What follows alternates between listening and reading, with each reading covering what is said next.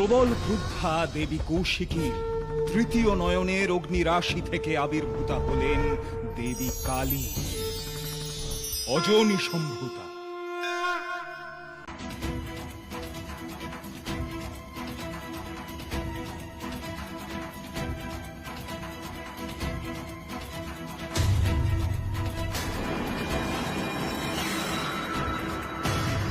অসুর রক্তবীজকে নিধন করা কঠিন।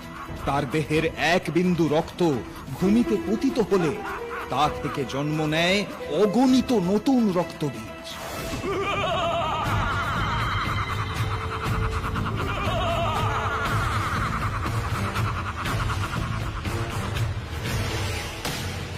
সমরাঙ্গনে এসেছি আমি কালিকা দানবচাষিনী, মৃত্যুরূপিণী মুন্ডমালিনী সহস্রার চক্রবাসিনী পূর্ণগ্নি স্বরূপা আমি দৈত্যকুল বিনাশী, আমি কালিকা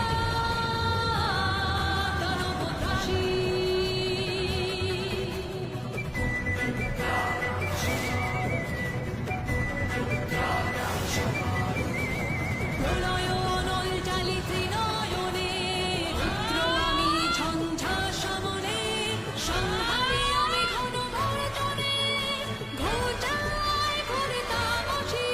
আমি কালিকা দানবচাষী।